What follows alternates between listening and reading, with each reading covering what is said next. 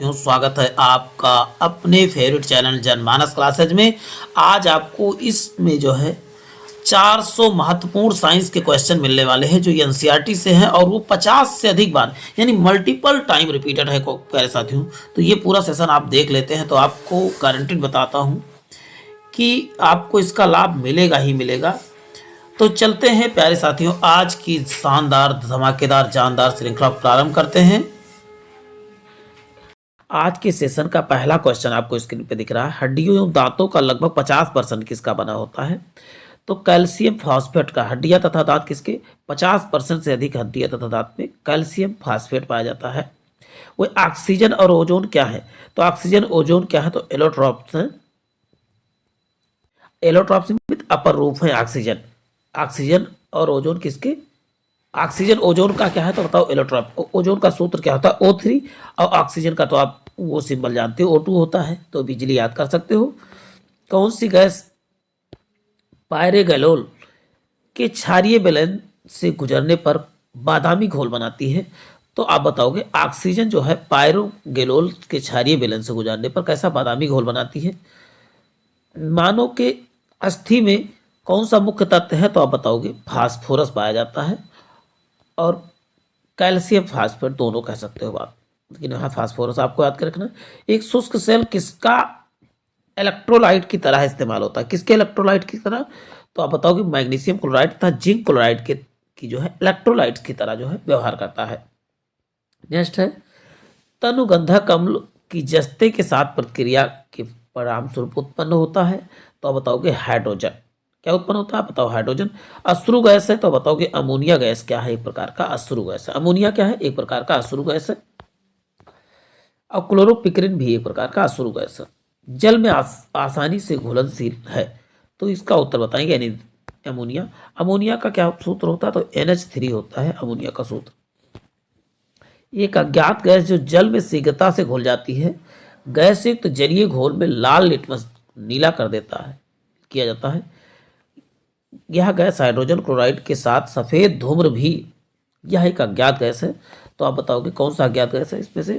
तो आप बताओ NH3 यानी अमोनिया जो है किसके साथ जल में अभी कहा आसानी से घुल जाती है और गैस युक्त जलीय घोल को लाल लिटमस को क्या कर देती है? लीला कर देती है, चालानी। ये एक प्रकार का क्षारीय होता है, ये चीज याद कर लेना है। युद्ध में धुएं का पर्दा बनाने के लिए किसका प्रयोग किया जाता? तो बताओ PH3 का प्रयोग किया जाता है। अमोनिया अमोनिया का एक गुण कौन सा है? एक जलीय विलयन को लाल लिटमस को नीला कर देता है, क्योंकि ये क्षार है, छलानी याद कर लेना है आपको। क्या करता है? ये लाल लिटमस को नीला कर देता है। वायु किसकी अधिकता होने से पेड़ों में की पत्तियां काली होकर गिर जाती है? किसकी अधिकता होने पर? तो सल्फर डाइऑक्साइड की अधिकता होने पर। वही नेक्स्ट क्वेश्चन कहा जाए रसायन उद्योग में कौन सा तेजाब मूल रसायन या रसायनों का राजा कहा जाता है?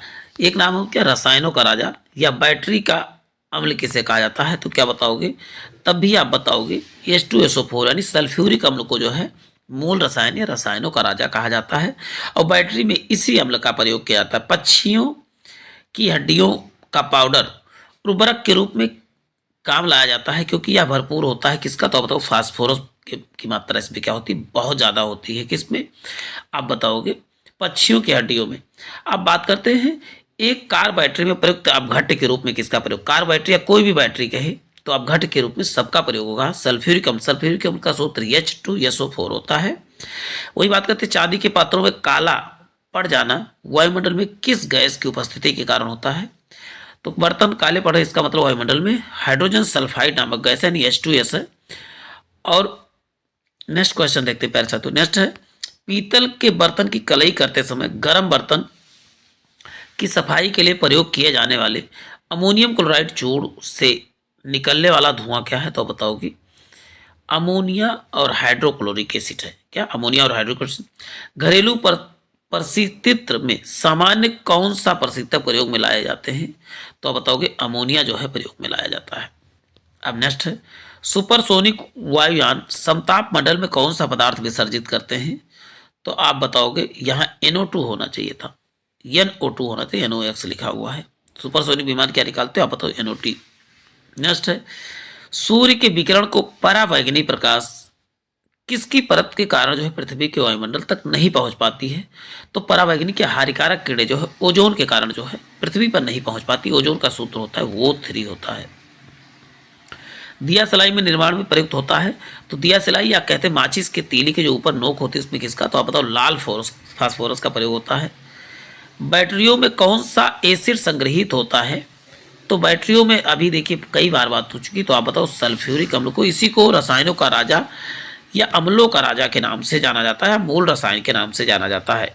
रबड़ को वल्कनीकृत करने में के लिए प्रयुक्त तत्व कौन सा है? तो बताओ कि सल्फर क्या है? वल्कनीकरण में प्रयुक्त होने वाला तत्व है।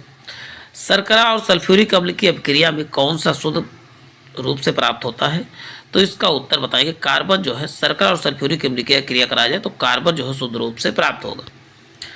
अब नेक्स्ट क्वेश्चन है, कौन सी गैस वायुमंडल में अम्लीय वर्षा की उत्पत्ति के लिए उत्तरदायी है? तो सल्फर, केवल सल्फर डाइऑक्साइड नहीं, SO2 प्लस NO2 दोनों क्या है? तो आप बताओगे अम्ल वर्षा यानी एसिड रेन के लिए उत्तरदायी है। और एसिड रेन के रूप में बरसता क्या है? तो H2SO4 बरसता है। क्वेश्चन देखिए नेक्स्ट, अस्पतालों में कृत्रिम सांस के लिए प्रयुक्त ऑक्सीजन किन गैसों का मिश्रण है? तो अस्पताल में कृत्रिम सांस किसके लिए? तो ऑक्सीजन एवं हीलियम का मिश्रण जो है लेते हैं, और यही कृत्रिम सांस के लिए जो है आवश्यक होता है।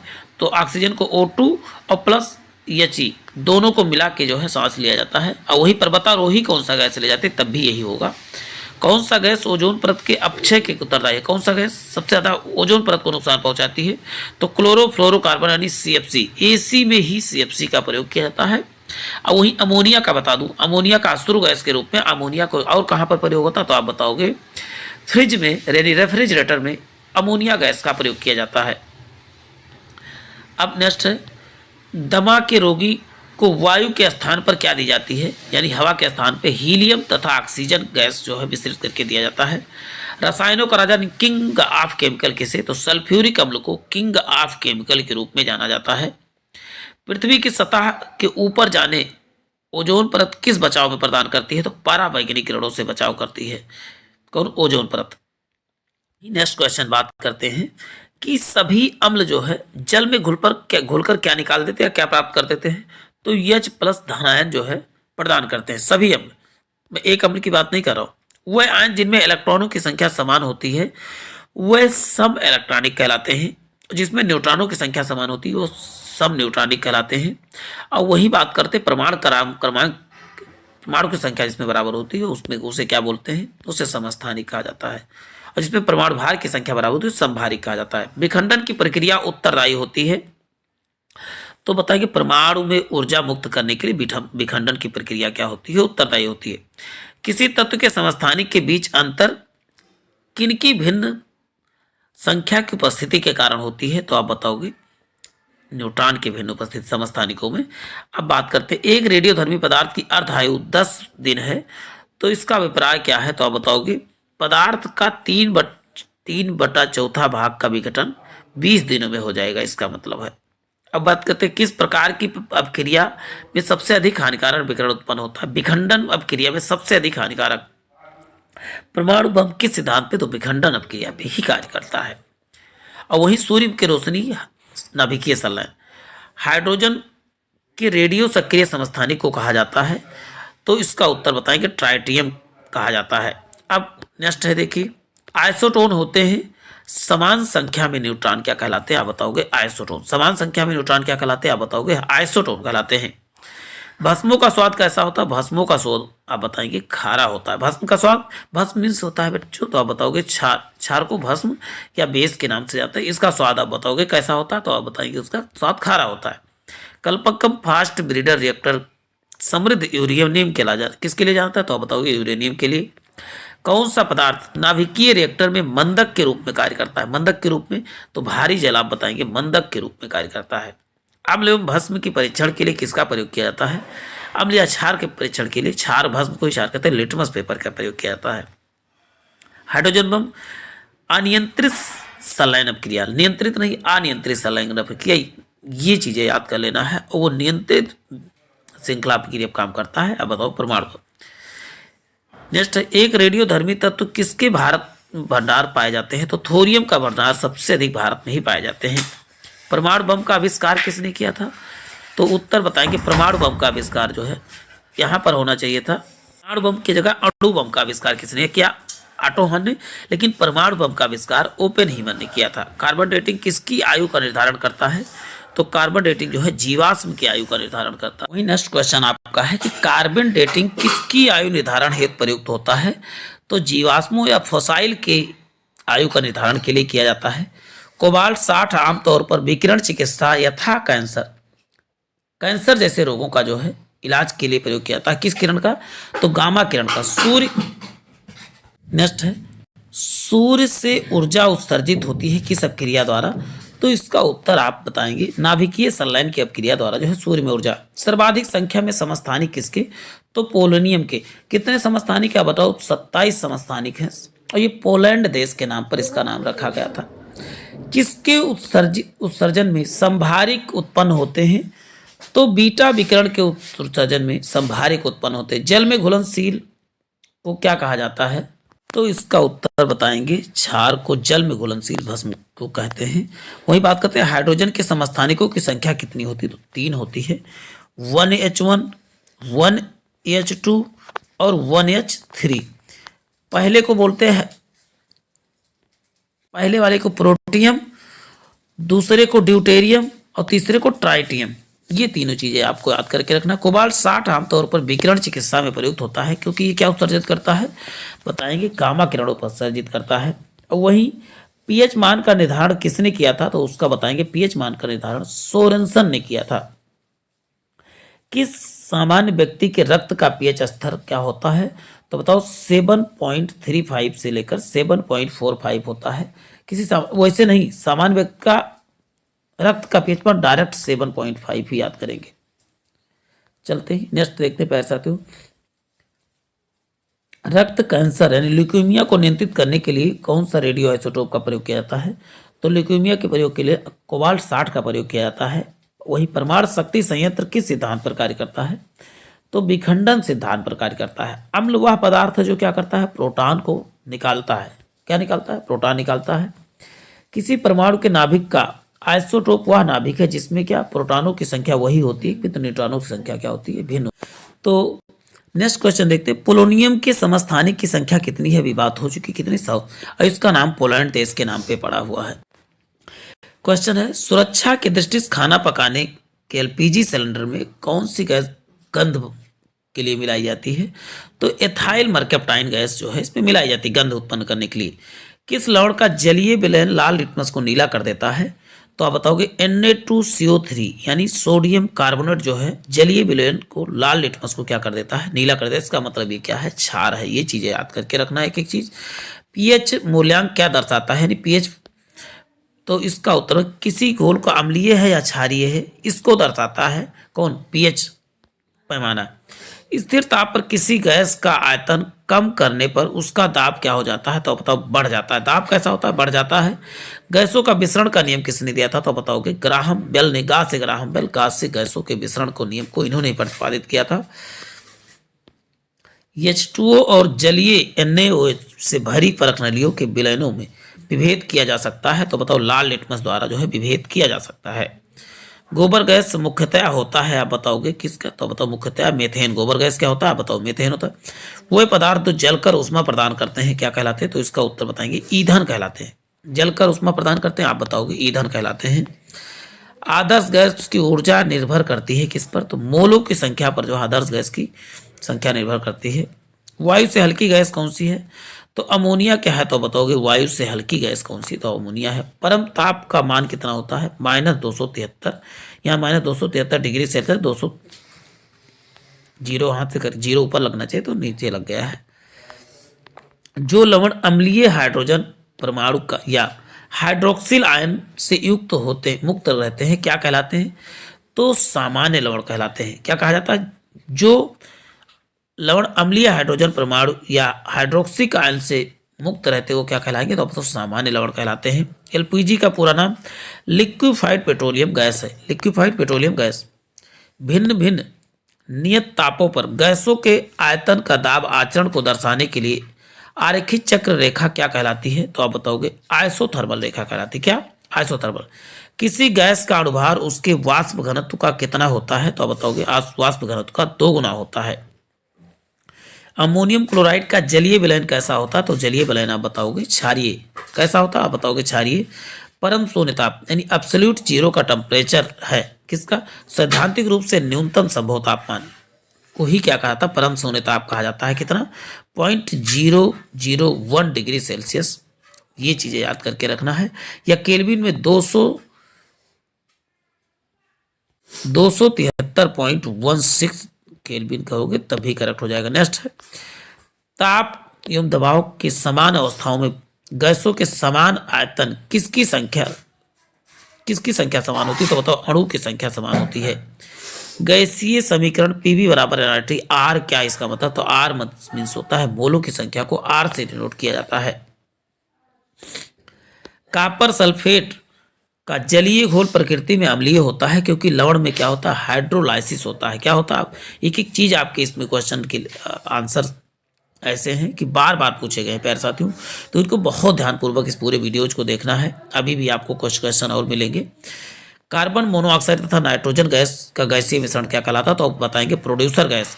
वहीं इसके साथ जब भी हाइड्रोजन मिला दिया जाए कार्बन मोनोऑक्साइड के, तो बनता है तो जल गैस या भाप अंबार गैस के नाम से जाना जाता है। समान ताप और दाब में गैसों के समान आयतनों के अणुओं की संख्या समान होती है या किस नियम पर आधारित है, तो आप बताओगे आवोगाद्रो की परिकल्पना पर आधारित है। आवोगाद्रो।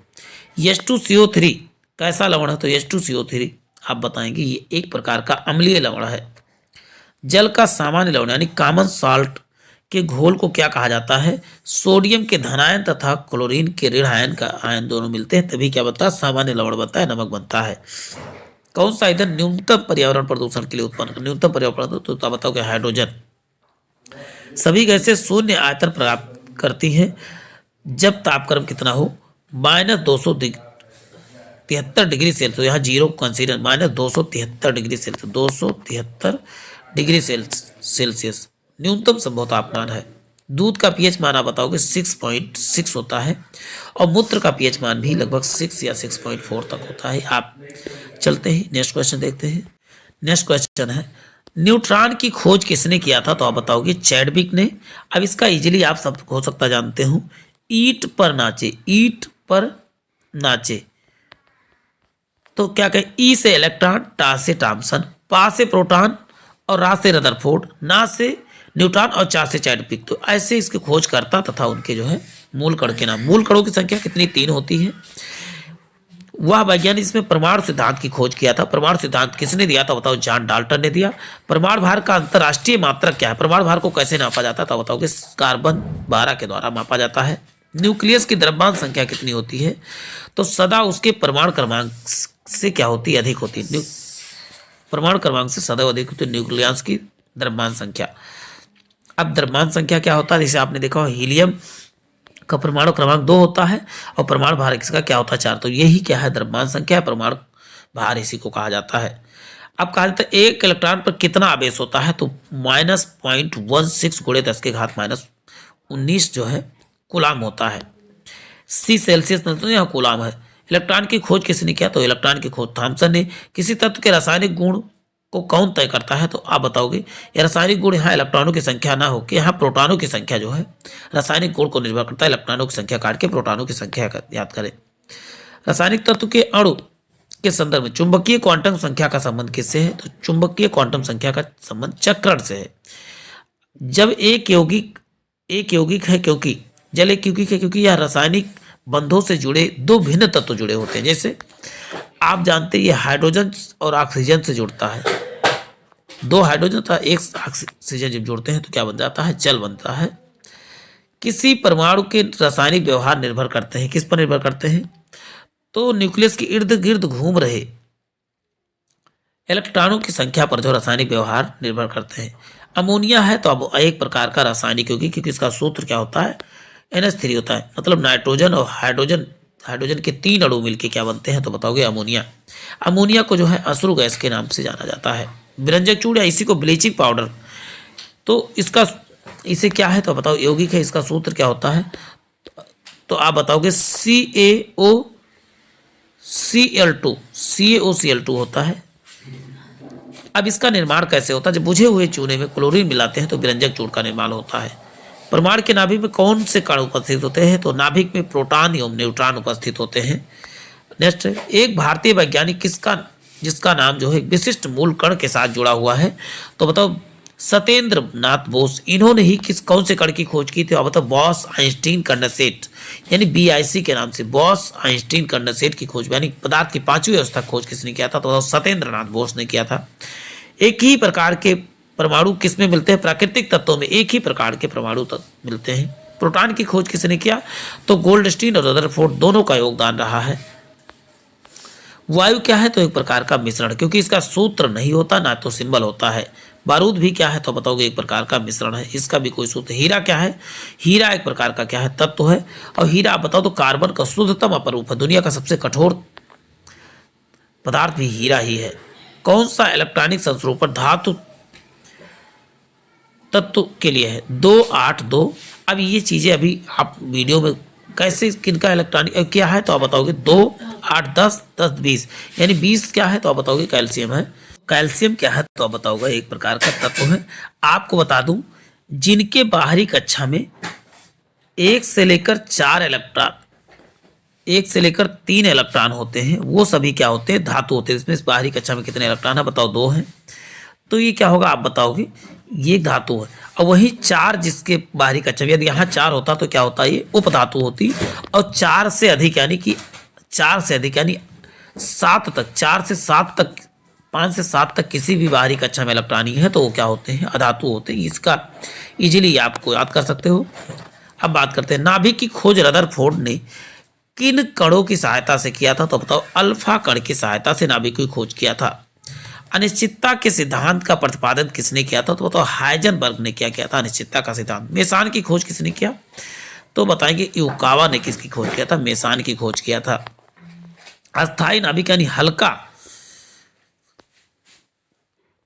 के साथ होता तो न्यूट्रॉन और प्रोटॉन के लगभग समान संख्या होती किसमें? आप बताओगे अस्थायी नाभिक में। ये चीजें याद करके रखना। 2 या 2 से अधिक शुद्ध पदार्थों को किसी भी अनुपात में मिला देने पर किसी भी अनुपात में मिला जाए तो मिश्रण इस समान अनुपात में मिलाया जाता है तो उसे कहलाते हैं एक विशेष अनुपात में तो उसे मिश्रण बोला जाता है। परमाणु विद्युतता कैसे होते हैं?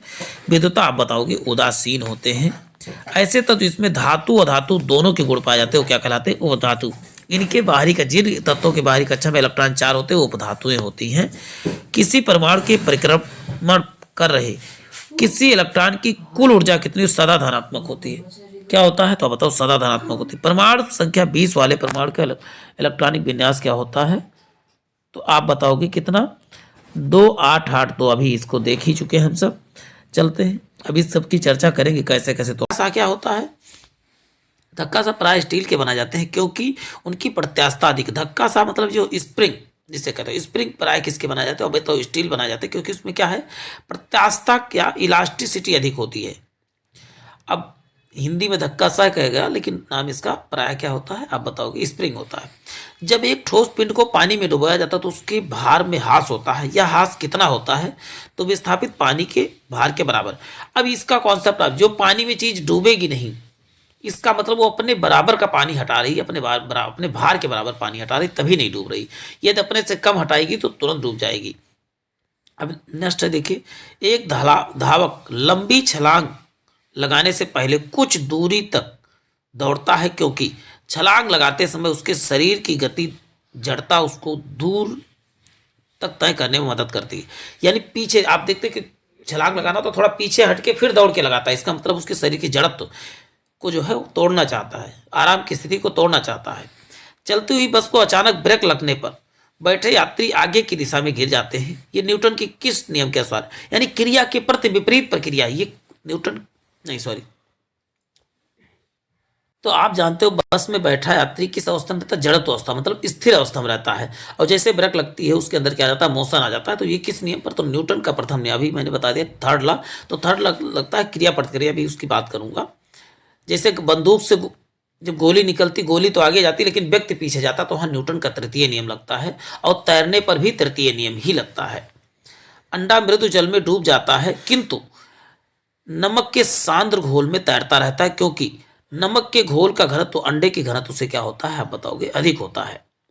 वही बात करते हैं, जिसका घनत्व अधिक होगा वो तैरेगा, जिस डूब जाएगा, जिसका घनत्व कम होगा वो तैरेगा। ये चीज याद करना। स्वचालित कलाई घड़ियों में किसके द्वारा ऊर्जा संचालित होती? तो अब बताओ, बैटरी, उसमें छोटी सी बैटरी लगी होती है, उसी द्वारा संचालित होती है। एक नदी में चलता हुआ जहाज समुद्र में आता है तो जहाज का स्तर थोड़ा ऊपर उठ जाएगा, क्योंकि आप जानते हैं समुद्री जल का जो है घनत्व तो अधिक होता है। अब बात करते हैं अश्व। यदि एकाएक चलना प्रारंभ कर दे तो अश्वारोही के गिरने की आशंका होती है। तो इस समय आप बता दूं, व्यक्ति उस पर बैठा है, इसका मतलब विश्राम की स्थिति में है, स्टैटिक पोजीशन में है, और वो चलता है, अचानक चल उठता है तो उसको गिरने की संभावना हो जाती है। विश्राम की जरूरत क्या? न्यूटन मीटर किसका इकाई है? तो बताओ, न्यूटन मीटर जो है ऊर्जा का मात्रक है, न्यूटन मीटर। किसी व्यक्ति को मुक्त रूप से घुड़न कर रहे घोड़ी मंच पर अपनी कोड़ीय चाल कम करने के लिए क्या करना चाहिए? अपने हाथ बाहर की तरफ फैला देना चाहिए। यानी बाहर की तरफ हाथ फैला देंगे तो आपकी घोड़ीय चाल क्या हो जाएगी? कम हो जाएगी, क्योंकि हर हवा का घर्षण लगने लगेगा। क्रिकेट के खिलाड़ी तेजी से, देखिए प्रैक्टिकल क्वेश्चन आपके पेपर में अब ज्यादा पूछ रहे हैं, देखिए इसमें आपको प्रैक्टिकल क्वेश्चन ही मिल रहे हैं। क्रिकेट का खिलाड़ी तेजी से आती हुई बाल को क्यों अपने हाथ को पीछे खींचकर पकड़ता है?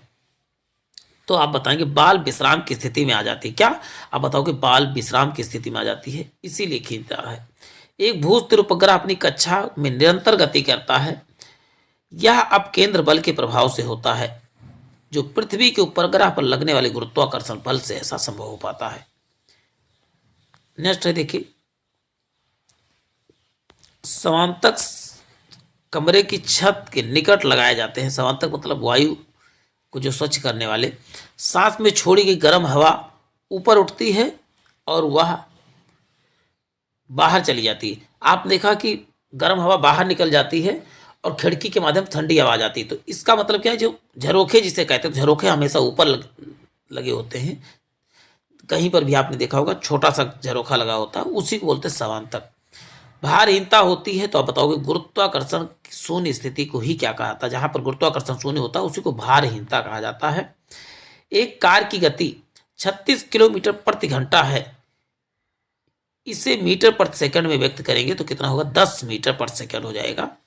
आपने मैथ में इस सब चीज़ों पढ़ा होगा, कैसे आप क्या करेंगे? जब भी किलोमीटर को प्रति घंटा को जो है मीटर पर सेकंड में बदलना हो तो इसको 5/18 से गुणा कर देंगे। तो 18 दुनिया 36 और 2 पंचे 10, 10 आ गए। आप इजीली कर सकते हो। रॉकेट की कार्य प्रणाली किस सिद्धांत पर आधारित है? तो बताओ, संवेग संरक्षण के सिद्धांत पर रॉकेट उड़ता है। वही बात करते हैं, हाइड्रोजन में भरा हुआ पॉलीथीन का एक गुब्बारा पृथ्वी के तल से छोड़ा जाता है। वायुमंडल की ऊंचाई पे जाने पर गुब्बारे के आमाप में क्या हो जाएगी? यानी गुब्बारा क्या होता है? बढ़ जाएगा। यदि हाइड्रोजन से भरा हुआ पॉलीथीन का एक गुब्बारा पृथ्वी के तल से छोड़ा जाए तो वायुमंडल पे जाने पर क्या हो जाएगा? क्योंकि वहां वायुमंडलीय दाब कम हो जाएगा, इसलिए उसकी में क्या हो जाएगी? वृद्धि हो जाएगी। श्यानता की इकाई क्या है? तो बताओगे श्यानता की इकाई आप बताओगे पॉइज है। श्यानता की इकाई आप बताओगे पॉइज है। हवाई जहाज में फाउंटेन पेन से स्याही बाहर निकल जाती है, क्योंकि ऊंचाई बढ़ने पर वायु दाब में क्या हो जाती है? आप बताओगे कमी आ जाती है। ऊंचाई बढ़ने पर वायु दाब में कमी आ जाती है। भिन्न भिन्न द्रव्यमान के दो पत्थरों को एक भवन के शिखर से एक साथ गिराया जाता है तो दोनों पत्थर क्या हो जाएंगे? जमीन पर एक साथ पहुंचेंगे।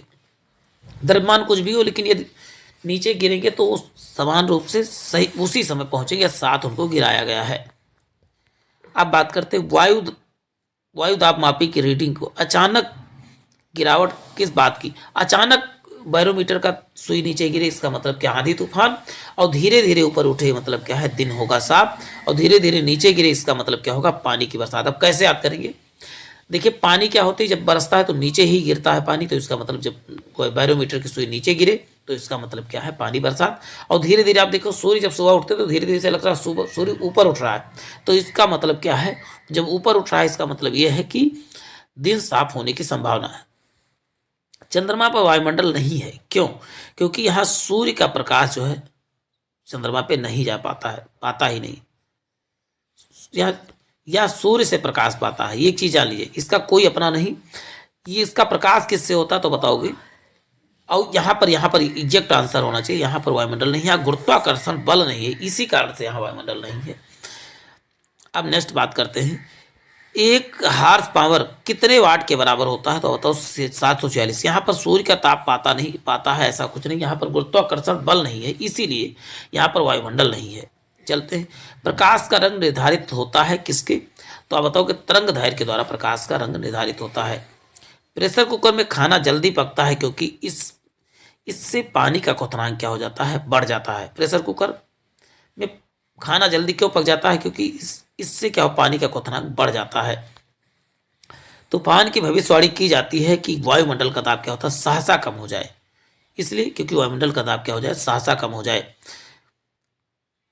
बर्फ पानी में तैरता है परंतु एल्कोहल में डूब जाती है क्योंकि बर्फ पानी से हल्की होती है और एल्कोहल से भारी। क्या है? बर्फ क्या हो, पानी से हल्की होती है लेकिन एल्कोहल से भारी होती है, इसीलिए बर्फ पानी में तैरता है परंतु एल्कोहल में डूब जाता है, ऐसे ही क्योंकि एल्कोहल से भारी होता है। लोहे की कील पारे में क्यों तैरती है जबकि पानी में डूब जाती है? क्योंकि यहाँ लोहे का घनत्व अधिक तथा पारे का कम होता है। पारे का घनत्व कम होने के कारण उसमें डूब जाती है। ये चीज़ें याद करके रखना है। 54 किलोमीटर प्रति घंटा की वेग का मान क्या होगा? तो आप देखिए, तो आप बताओ 15 मीटर पर सेकेंड हो जाएगा।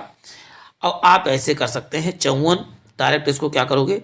5/18 कर दोगे, तुरंत आपको पता चल जाएगा। नहीं, यहाँ पर आपको क्या करना है? 5/18 करोगे तो 18 क्या ही 54 होगा और 3×5 = 15, तो इजीली आप निकाल सकते हो। 5/18 ये थोड़ा सा 1000/3600 याद करें, 5/18 करें, ज़्यादा आसान हो जाएगा। जब कुएं की पानी की बाल्टी को ऊपर खींचते हैं तो हमें महसूस होता है कि बाल्टी जो है पानी जैसे जैसे सतह से ऊपर जैसे जैसे ऊपर आ रही हो क्या हो रही? भारी होती जा रही है। ये आप महसूस करते हैं। आप कभी इस चीज़ को ट्राई भी कर सकते हैं।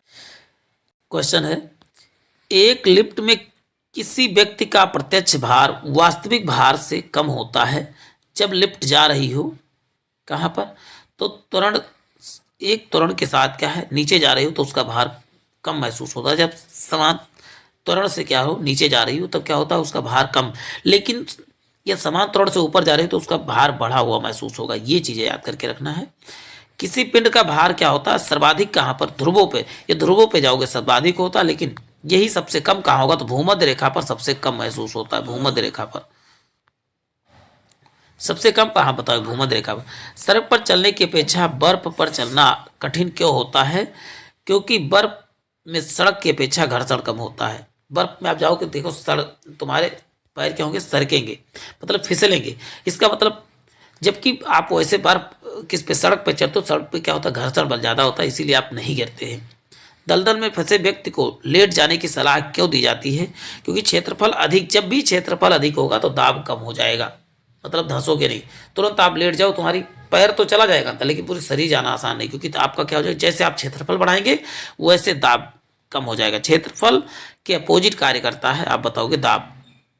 न्यूटन की गति के तीसरे नियम के अनुसार क्रिया प्रतिक्रिया से संबंध बल है, तो आप बताओगे हमेशा भिन्न भिन्न वस्तुओं पर लगे होने चाहिए। ये बात पर मतलब अपोजिट, क्रिया प्रतिक्रिया का रोल हमेशा अपोजिट साइड लगता है। अब बात करते हैं, किसी पिंड के द्रव्यमान तथा भार के अंतर होता है, क्योंकि द्रव्यमान स्थिर रहता है जबकि भार जो है परिवर्तन, भार हर जगह परिवर्तित, लेकिन द्रव्यमान, तुम्हारा हाड़ मांस कभी चेंज नहीं हो सकता। लेकिन अब भी पता चला, तुम यहाँ 60 किलो को हो, ध्रुवों पे जाओ कहो 30-40 किलो को, तो तुम्हारा भार हर जगह चेंज होता रहेगा, लेकिन द्रव्यमान कभी चेंज नहीं होगा। घड़ी की स्प्रिंग में भंडारित ऊर्जा कौन सी होती है? तो आप बताओगे स्थितिज ऊर्जा होती है। जल में तैरना न्यूटन के किस नियम पर? ता से तैरना ता से तृतीय नियम पर आधारित होता है। कक्षा में अंतरिक्ष यान में भारहीनता की अनुभूति का कारण क्या है? तो कक्षा के त्वरण बाहरी गुरुत्वाकर्षण के कारण जो है त्वरण के बराबर होता है। अब नेक्स्ट है, जल के आयतन में क्या परिवर्तन होगा यदि तापमान 90 डिग्री सेल्सियस से गिरकर 30 डिग्री सेल्सियस गिरा कर? तो आयतन पहले तो घटेगा और फिर बाद में बढ़ेगा। चलते हैं नेक्स्ट देखते हैं प्यारे साथियों। 1 किलोग्राम प्रति सेंटी स्क्वायर दाब के समतुल्य किसके होगा? 0.1 बार के समतुल्य होता है। किसी तरह सरल लोलक की लंबाई 4% बढ़ा दी जाए तो उसका आवर्त काल क्या होता है?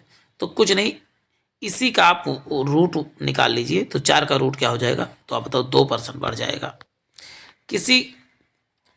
किसी कालीन की सफाई के लिए यदि छड़ी से पीटा जाए तो उसमें कौन सा नियम लागू होगा?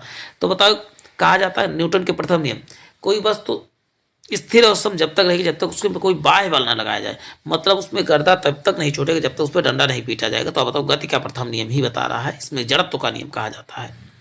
पृथ्वी का गुरुत्वाकर्षण का कितना परसेंट कि चंद्रमा के गुरुत्वाकर्षण से नजदीक है? तो 1/6 भाग जो होता है, यानी यहाँ का 60 किलो के हो, तुम चंद्रमा पे जाके 6 किलो के हो जाओगे। ये लोलक की लंबाई 4 गुनी कर दी जाए तो लोलक के झूलने का समय क्या हो जाएगा? तो बताओगे 2 गुना हो जाएगा। कितना? 2 गुना। महान वैज्ञानिक आर्किमिडीज किस देश से संबंधित थे? तो बताओ, आर्किमिडीज किस देश से थे? तो बताओ, ग्रीस के थे। और वही पानी की बूंदों का तैलीय पृष्ठों पर चिपकने का कारण क्या है? तो बताओ, आसंजक बल। कोई जब विभिन्न वस्तुएं आपस में जुड़ती हैं तो वो आसंजक बल, यानी समान प्रकृति की वस्तुएं जुड़ती हैं तो सासंजक बल, समान प्रकृति की सासंजक और असमान प्रकृति की आसंजक बल के कारण जो है एक दूसरे में चिपकती है। भू स्तर उपग्रह कितने? तो अब 36,000 किलोमीटर के ऊपर जो है स्थापित की जाती हैं। एक भू स्थिर उपग्रह अपने कक्षा के नियंत्रित गति करता है। यह अब केंद्र बल के प्रभाव से होता है जो प्राप्त होता है पृथ्वी द्वारा उपग्रह पर लगने वाले गुरुत्वाकर्षण बल से जो है। जबकि चलते तुल्यकालिक उपग्रह घूमता है पृथ्वी के इर्द गिर्द, तो अब बताओ पश्चिम से पूरब घूमता है। किधर? पश्चिम से पूरब। क्यूसेक से क्या नापा जाता है? तो कोई क्यूसेक से आप बताओगे जल के बहाव को किससे? क्यूसेक से नापा जाता है। अब नेक्स्ट है, पहिए में बॉल बेयरिंग का कार्य क्या है? तो स्थैतिक घर्षण को गतिज घर्षण में बदलना। क्या है? स्थैतिक घर्षण को। देखिए, बॉल बेयरिंग जब लगा देते तो बहुत फास्ट जो है घूमने लगता है। एक झील में तैरने वाली इस्पात की नाव के लिए नाव द्वारा विस्थापित पानी का भार कितना होगा? तो भार उस नाव का उस भाग के बराबर झील के पानी के सतह के नीचे है। चलते हैं। प्रत्येक क्रिया के बराबर विपरीत प्रक्रिया न्यूटन के गति विषय तृतीय नियम पर आधारित है। बर्फ के 2 टुकड़े को आपस में दबाने पर टुकड़े आपस में चिपक जाते हैं क्योंकि दाब अधिक होने पर बर्फ का गलनांक क्या हो जाता है? घट जाता है। जब भी दाब बढ़ाएंगे तो बर्फ का गलनांक घट जाएगा। लोलक घड़ियां गर्मियों में क्यों सुस्त हो जाती हैं? क्योंकि लोलक की लंबाई क्या हो जाती है? बढ़ जाती है। ये चीज़ें याद करके रखें, लगने वाला समय बढ़ जाता है। लंबाई बढ़ेगी तो समय भी बढ़ जाएगा। एक कण का द्रव्यमान यम संवेग p, तो इसकी गतिज ऊर्जा क्या होती है? P2/2m होता है। लोलक का आवर्त काल क्या होता है? लंबाई पर निर्भर करता है। लोलक की लंबाई पर उसका आवर्त काल निर्भर करता है। नेक्स्ट, किसी भी स्थिर या गतिशील वस्तु की स्थिति दिशा में तब कोई परिवर्तन नहीं होता जब तक उसमें कोई बाह्य बल न लगाया हो। तो न्यूटन के क्या है? प्रथम नियम पर आधारित है। जब तक कोई बाह्य बल न लगाया जाएगा तब तक वो वस्तु स्टेटिक स्टार्च के पाचन में, या स्टार्च पाचन कहाँ पर होता है? तो आप बताओगे मुख में ही प्रारंभ हो जाता है। और वहीं पेस मेकर का संबंध किससे है? तो पेस मेकर का संबंध आप बताओगे हृदय की गति को सामान्य करने के लिए पेस मेकर का प्रयोग किया जाता है। और वहीं कृत्रिम हृदय की बात करेंगे। कृत्रिम हृदय क्या है? तो आप बताओगे जॉर्बिक सेवन क्या है? तो कृत्रिम हृदय है जॉर्बिक सेवन।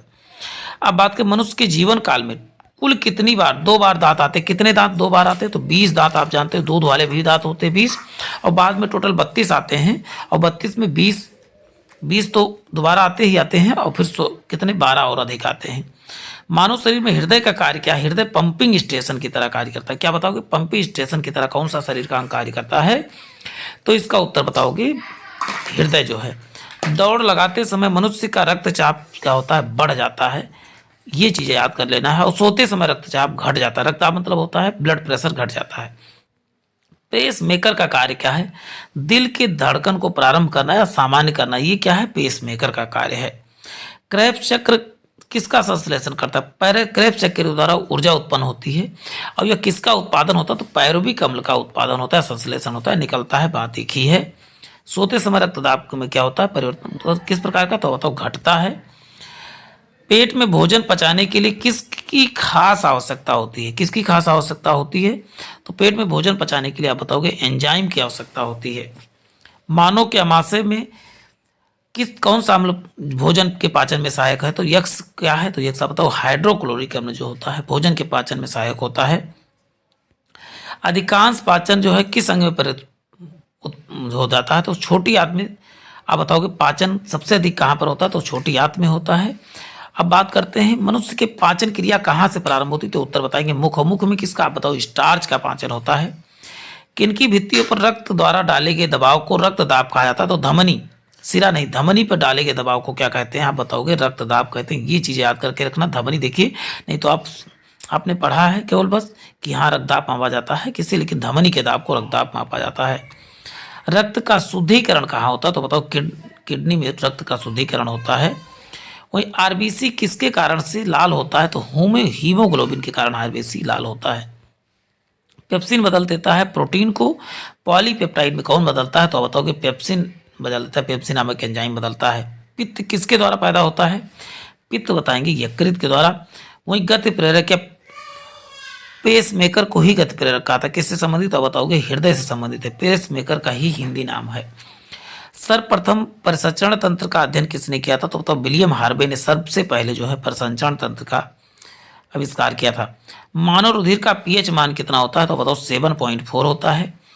वही मानव शरीर में खून का शुद्धिकरण की प्रक्रिया, अब नेक्स्ट है क्वेश्चन, देखिए मानव शरीर में खून का शुद्धिकरण प्रक्रिया को बोलते हैं डायलिसिस बोला जाता है। वहीं पाचन क्रिया में प्रोटीन किस पदार्थ में बदल जाते हैं, प्रोटीन आप बताओगे एमिनो अम्ल में बदल जाते हैं। किस अम्ल में, आप बताओ, प्रोटीन किस पदार्थ किस में, एमिनो अम्ल में। अब बात करते हैं लार का कौन सा एंजाइम, लार में कौन सा, तो बताओ टाइलिन एंजाइम पाया जाता है जो स्टार्च का पाचन करता है। मनुष्य के स्वस्थ रक्त यानी कि रक्तचाप सिस्टोलिक और डायसिस्टोलिक होता है, बताओगे 120 mm व 80 mm।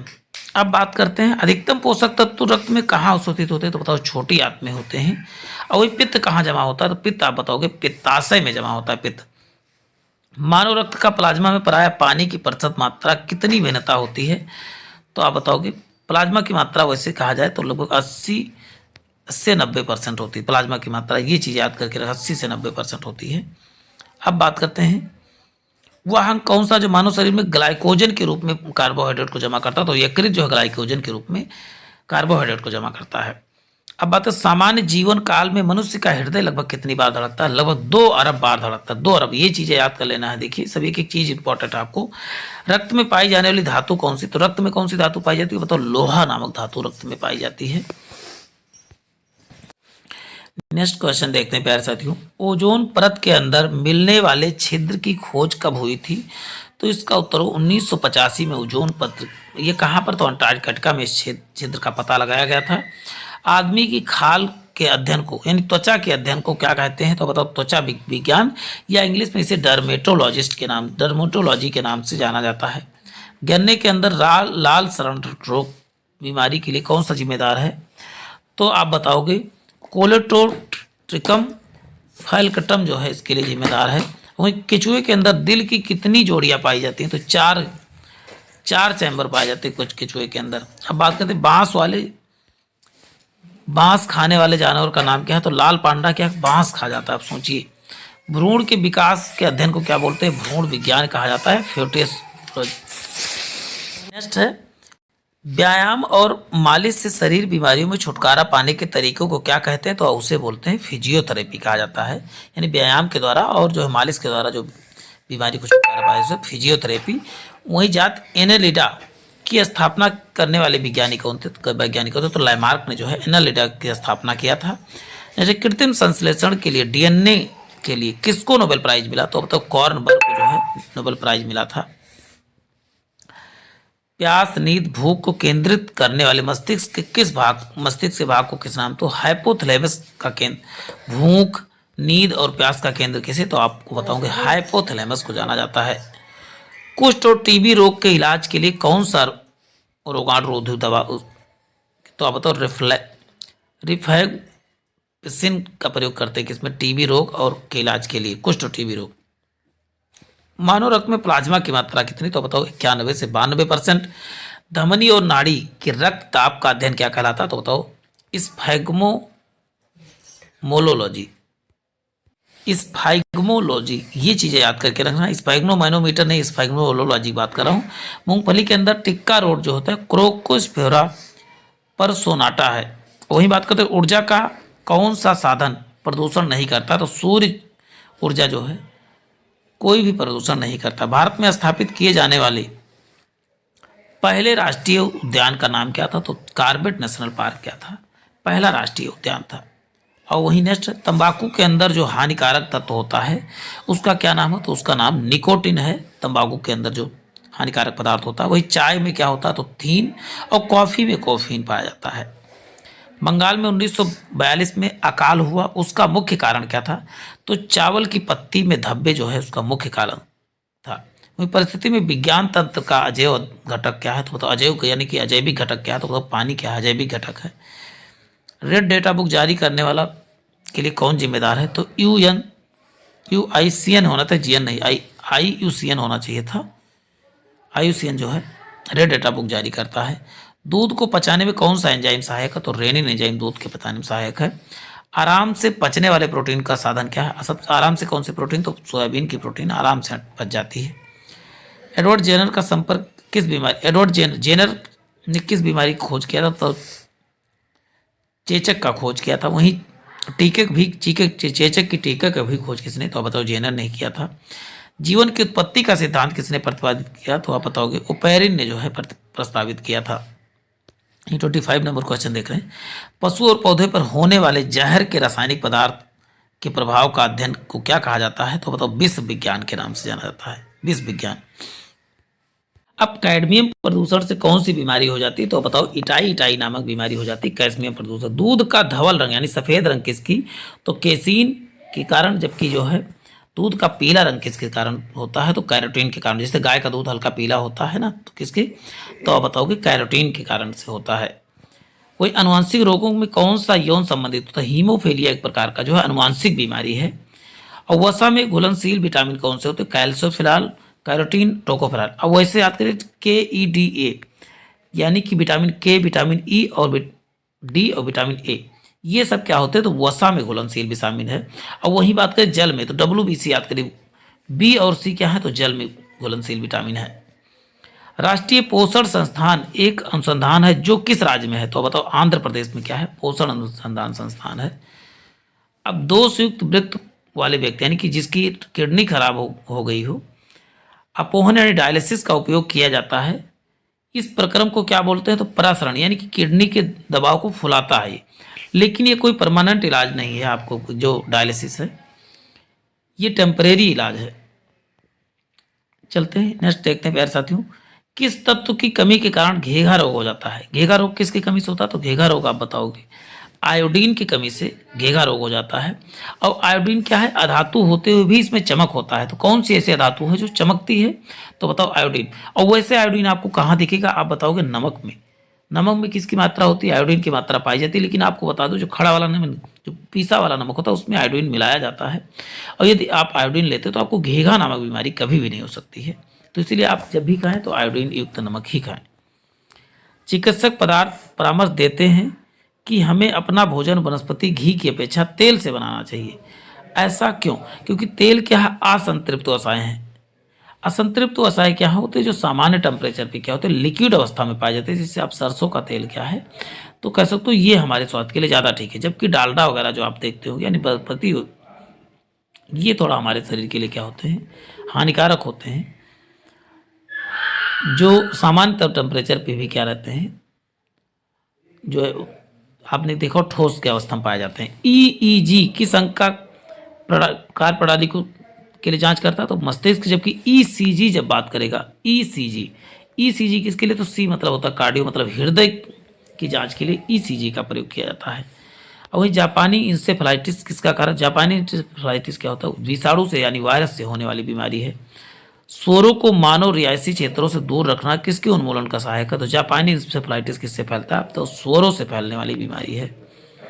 एड्स विषाणु सबसे ज़्यादा कहाँ आजमाई गई दवा है? तो अब तो एड्स में एजिडोब्यूटिन यानी AGT दवा जो है एड्स में सबसे अधिक प्रयोग की गई है। शरीर की कैलोरी आवश्यकता गर्मी की अपेक्षा सर्दियों में बढ़ जाती है, क्योंकि अधिक कैलोरी शरीर के ताप को बनाए रखने में क्या करता है? सहायक होता है। इसी लोग खाना चपक के ठंडी में खाते हैं कि वो शरीर का तापमान को बना के रखें। नेक्स्ट है, केसीन दुग्ध होता है? तो बताओ, प्रोटीन। दुग्ध में कौन सा केसीन प्रोटीन पाया जाता है? कहाँ काम करने वाले व्यक्तियों को ब्लैक लंग रोग हो जाता है? तो कोयला खान में काम करने वाले को ब्लैक लंग रोग हो जाता है। एक कार्यशाली महिला को प्रतिदिन कितना प्रोटीन लेना चाहिए? तो उत्तर बताएंगे 45 ग्राम प्रोटीन जो है कार्यशाली महिला को लेना चाहिए। श्वेत फुफ्फुस रोग पाया जाता है तो सीमेंट उद्योग के कर्मचारियों में जो है श्वेत फुफ्फुस रोग पाया जाता है। वही काला जार का रोग वाहक कौन सा है? तो सीसी मच्छी, या इसे बोलते हैं सिकटा मच्छी, या काला जार को इसी को बालू मच्छी के नाम से भी जाना जाता है। इसी से काला जार नामक बीमारी हो जाती है, बालू मच्छी से ही। दिल का दौरा किसके कारण से पड़ता है? रक्त में हृदय की आपूर्ति की कमी हो जाती है और व्यक्ति की दिल के दौरा पड़ने से तुरंत भी मृत्यु हो सकती है। आहार में लवण का मुख्य उपयोग क्या होता है? भोजन के पाचन के लिए अपेक्षित हाइड्रोक्लोरिक अम्ल पैदा करना। चलते ही नेक्स्ट, यानी कि आप नमक खाते हो तो ये हाइड्रोक्लोरिक अम्ल को जो है उत्प्रेरित करता है निकालने के लिए। दर्दनाक अस्थि रोग इटाई सबसे पहले कहाँ पता लगाया था? बताओ, जापान में। किस सूक्ष्मजीव के कारण जो है हेपेटाइटिस बी नामक बीमारी होती है? हेपेटाइटिस बी वायरस से होने वाली बीमारी है। जबकि हमें किसकी उपस्थिति के कारण दूध में मिठास आ जाती है? लैक्टोज। दूध में क्या पाया जाता है? लैक्टोज पाया जाता है, इसी कारण से दूध हल्का मीठा भी लगता है। तो इन सब चीज़ों को आपको रीजन नहीं जानते हो तो वैसे भी आपको दैनिक जीवन में भी जानना जरूरी है कि दूध किसके कारण मीठा होता है। आप बताओगे लैक्टोज के कारण। और वहीं दूध से दही किसके कारण बदलता है? तो लैक्टोबैसिलस जो है जीवाणु के कारण जो है दूध से दही बनता है। तो आप सोचते भी नहीं होंगे कि दूध में भी जीवाणु पाए जाते हैं, लेकिन वो हमारे लिए क्या है? हानिकारक नहीं है, हमारे कहीं ना कहीं वो लाभदायक जीवाणु है, सॉरी। एनोस्मिया किसे कहते हैं? घ्राण, यानी कि सुनने की कमी को क्या बोला जाता है? बताओ कि एनोस्मिया, जब आप सुन नहीं पाते उस बीमारी को बोलते हैं घ्राण संवेदना की कमी, या इसी को एनोस्मिया नामक बीमारी कहा जाता है। घात करो और छिप जाओ कौन सा विषाणु का लक्षण है? तो RSV विषाणु का लक्षण है कि घात करो और छिप जाओ। वही कोलेस्ट्रॉल है तो जंतु के वसा में उपस्थित वसीय एल्कोहल क्या होता है? कोलेस्ट्रॉल कहलाता है। अब बात करते हैं न्यूट्रोसिकल उत्पाद जिनमें होते हैं पोषक और औषधि प्रभाव वाले जो है न्यूट्रिकल उत्पाद होते हैं। पौधे और जंतुओं में कार्बोहाइड्रेट किस रूप में संचित होता है? स्टार्च तथा ग्लूकोज के रूप में उपस्थित होता है। चेचक के टीके का आविष्कार किसने किया था? लुई पास्चर ने। जबकि संतुलित आहार में सन्निकट क्या होना चाहिए? तो 1/5 क्या है? प्रोटीन, 1/5 वसा और 3/5, यानी सबसे अधिक हमारे शरीर को किसकी आवश्यकता है? तो बताओ, कार्बोहाइड्रेट की सबसे अधिक हमारे शरीर को आवश्यकता होती है। नेक्स्ट क्वेश्चन है, इस कर्बी रोग के इलाज में उपयोगी है? तो आप बताओगे आंवला में सबसे अधिक कौन सा अम्ल पाया जाता है? तो बताओ, विटामिन सी पाया जाता है। गाजर किस विटामिन का समृद्ध स्रोत है? तो गाजर सबसे अधिक किस में पाया था? विटामिन ए में सबसे अधिक गाजर। और विटामिन सी का रासायनिक नाम क्या है? तो स्कारबिक एसिड विटामिन सी में सर्वाधिक मात्रा में पाया जाता है। बीएमडी परीक्षण किया जाता है, पहचान किसके द्वारा? तो ऑस्टियोपोरोसिस नामक बीमारी में बीएमडी परीक्षण किया जाता है। Bone marrow test, density test कहा जाता है इसे। साइनोकोबालामिन क्या है? B12 को साइनोकोबालामिन के नाम से जाना जाता है। एस्बेस्टस के कारण से होने वाला रोग कौन सा? तो एस्फेसेमा क्या है? एस्बेस्टस से होने वाली बीमारी है। काली मौत किसे कहा था? तो प्लेग को ही काली मौत के नाम से जाना जाता है।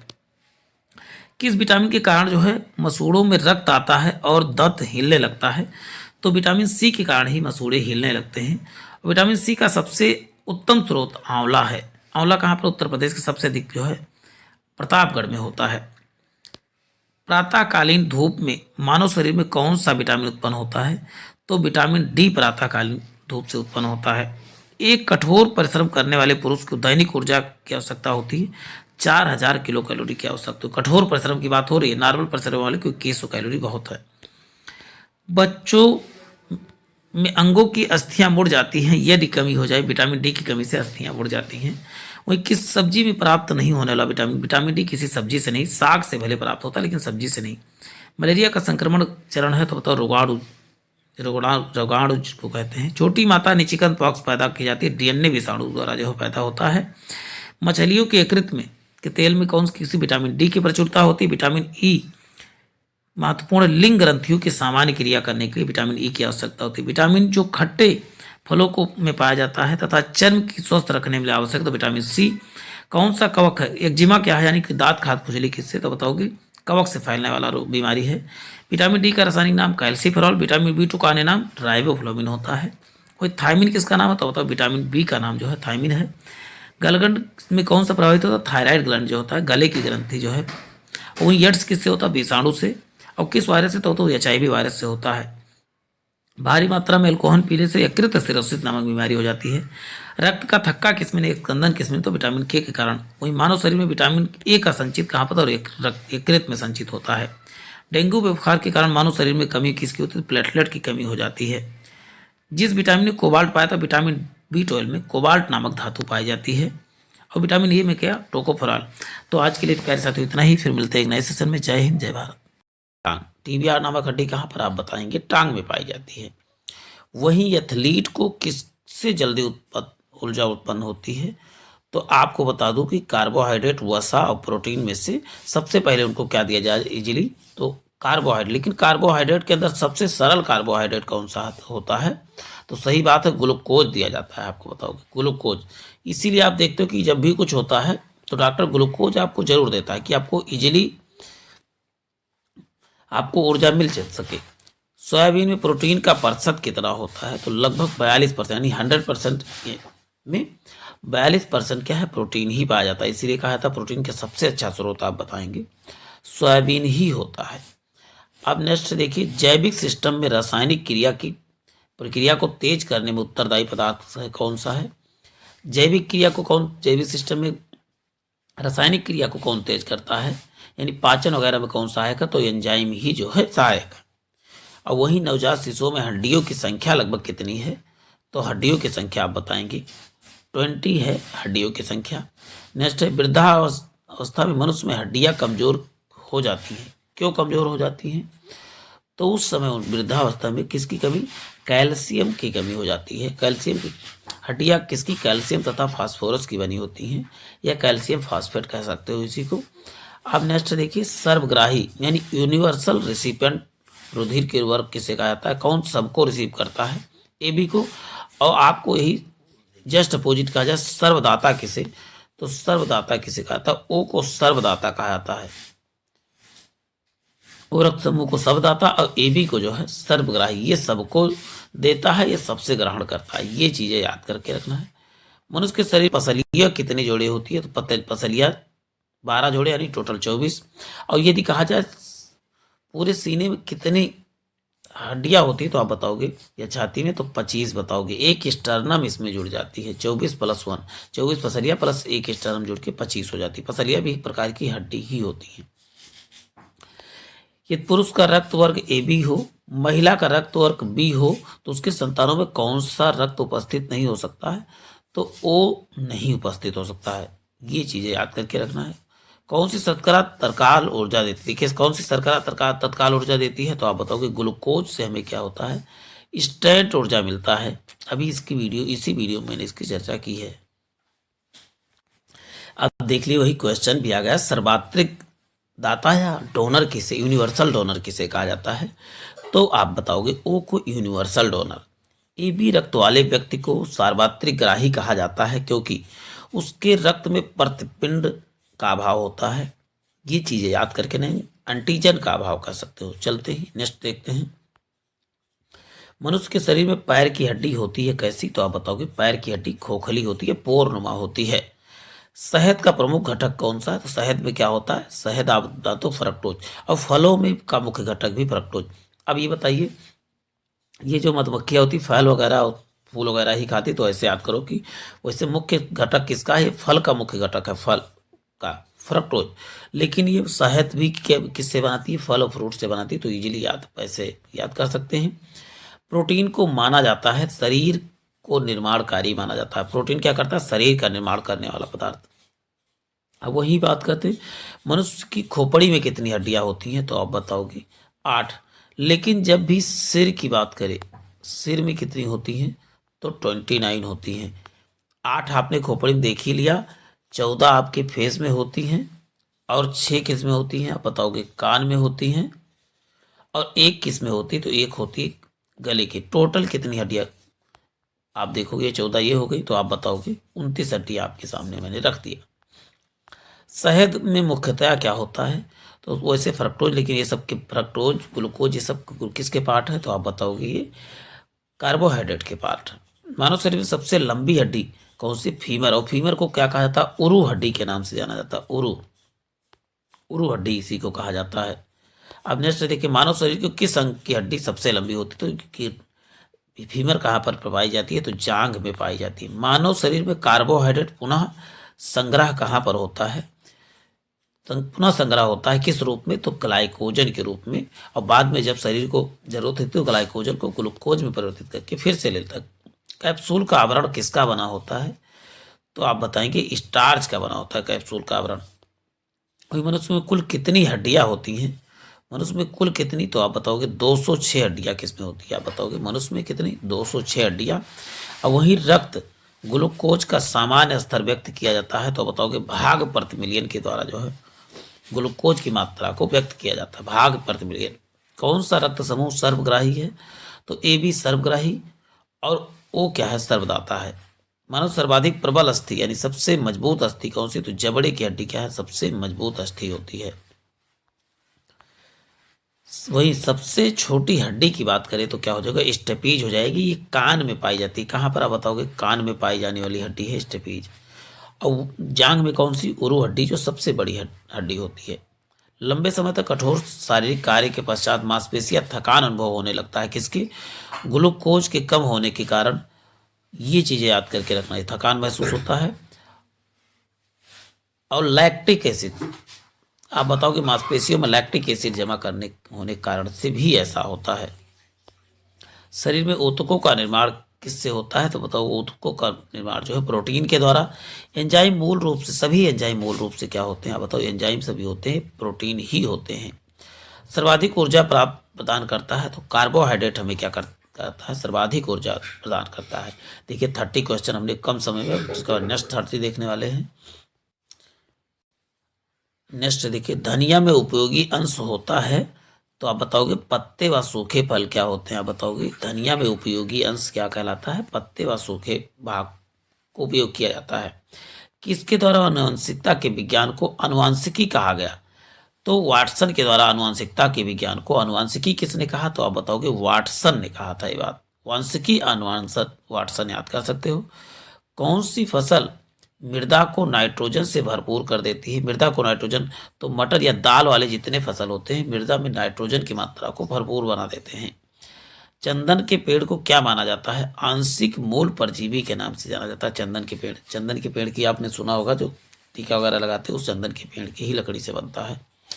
अनुवांशिकी उत्परिवर्तन होता है, तो आप बताओगे किसके द्वारा? क्रोमोसोम के द्वारा होता है अनुवांशिकी उत्परिवर्तन।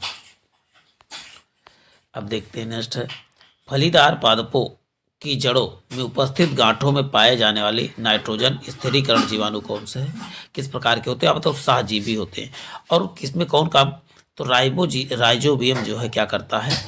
नाइट्रोजन के स्थिरीकरण में भागीदारी लेता है। पत्ती के लाल रंग, नारंगी और पीले रंग का कारण क्या होता है? तो कैरोटेनाइड के कारण ही पत्ती का लाल, नीला, नारंगी, पीला, लाल, नारंगी और पीला, ये रंग पत्ती को कौन प्रदान करता है? तो बताओ कैरोटीनाइड होता है। ये देखिए आप मोस्ट इंपॉर्टेंट जरूर कर लीजिएगा। लिटमस से क्या, लिटमस किससे? तो लिटमस आप बताओगे लाइकेन से प्राप्त होता है।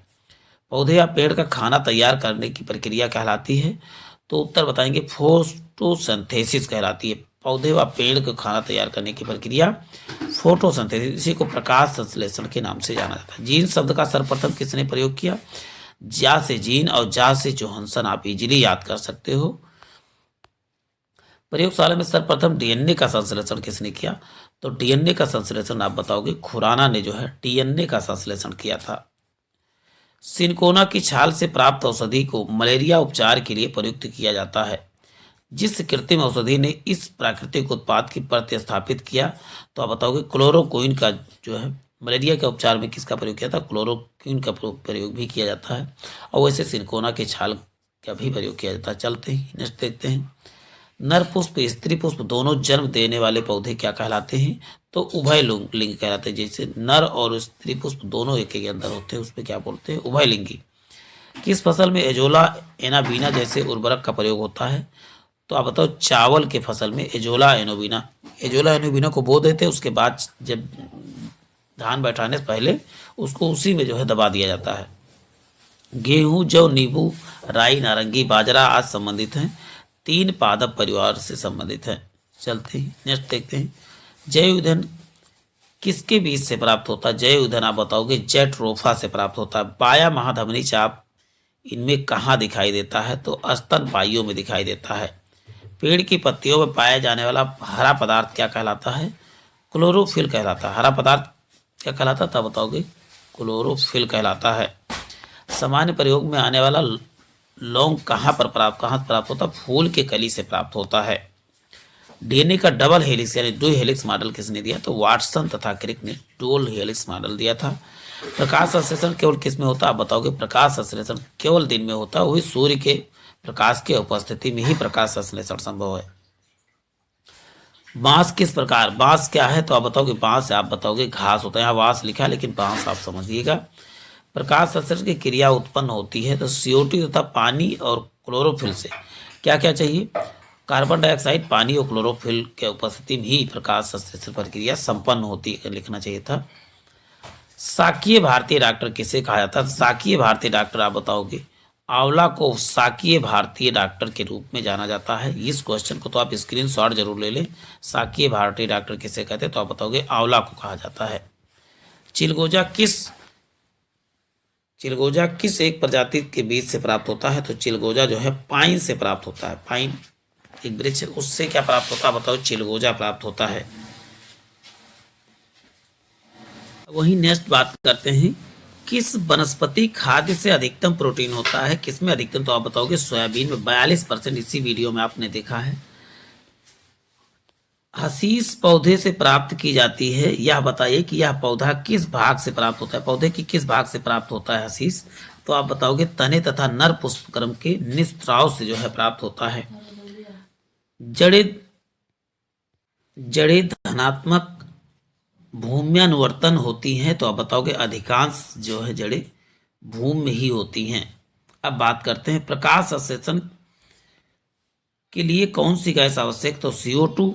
किस पेड़ का छाल मसाले को नाइट्रोजन से भरपूर कर देता है? दालचीनी की छाल जो है मसाले को नाइट्रोजन से भरपूर कर देता है। नेक्स्ट देखिए, वह विज्ञान जिसका संबंध जीवधारियों के अध्ययन से होता है क्या कहलाता है? तो उत्तर बताएंगे जीव विज्ञान कहलाता है। जीवधारियों के अध्ययन को क्या बोलते हैं? जीव विज्ञान। वहीं जंतु विज्ञान के जनक और जीव विज्ञान के जनक दोनों आपको बताओगे अरस्तु या इरी को नाम अरिस्टोटल भी है। अब बात करते हैं मनुष्य के नेत्र के स्वस्थ संचालन के लिए किस विटामिन की आवश्यकता है? तो विटामिन ए की कमी से रतौंधी नामक बीमारी हो जाती है। किसके द्वारा दूध खट्टा होता है? तो ये जीवाणु के कारण ही, लैक्टोबैसिलस जीवाणु के कारण ही दूध खट्टा हो जाता है। फाइकोलॉजी किसका अध्ययन किया था? तो आप बताओ फाइकोलॉजी में शैवालों का अध्ययन किया जाता है। अब बात करते हैं जीवाणु यानी बायोलॉजी शब्द किसने सर्वप्रथम दिया था? लैमार्क तथा ट्रेवेनियस ने जो है जीव विज्ञान शब्द, देखिए शब्द जीव विज्ञान शब्द की बात करेंगे तो लैमार्क और ट्रेवेनियस ही बताना है आपको। पर्यावरण का अध्ययन जीव विज्ञान की किस शाखा के अंतर्गत किया था? तो पारिस्थितिकी के अंदर। टीबी उत्पन्न करने वाले जीवाणु कौन से? तो माइकोबैक्टीरियम जो है टीबी उत्पन्न करने वाले जीवाणु हैं। मानव शरीर में रक्त का थक्का किस विटामिन से जमता है? तो विटामिन के कारण। एंटीबायोटिक्स अधिकांशतः प्राप्त होते हैं तो जीवाणुओं से एंटीबायोटिक्स प्राप्त होते हैं। चिकित्सा शास्त्र का जनक किसे कहा जाता है? तो हिप्पोक्रेटस को चिकित्सा शास्त्र का जनक कहा जाता है। चलते हैं विटामिन ए की कमी से कौन सी बीमारी? तो आप बताओ नाइट ब्लाइंडनेस। इसी को रतौंधी, इसी को निकटोलोपिया के नाम से भी जाना जाता है। बैक्टीरिया में पाया जाने वाला प्रकाश संश्लेषी आशय क्या कहलाता है? तो आप बताओगे वर्णकी लवक कहलाता है। बैक्टीरिया में पाया जाने वाला प्रकाश संश्लेषण किसे? वर्णकी लवक के कारण जो है होता है।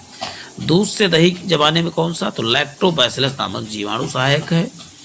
पुष्पों का अध्ययन एंथोलॉजी, पुष्प का अध्ययन एंथोलॉजी कहलाता है और कीटों का अध्ययन एंटमोलॉजी कहलाता है। हैजे किसके कारण से होते? तो हैजा जो है जीवाणु से होने वाला बीमारी है।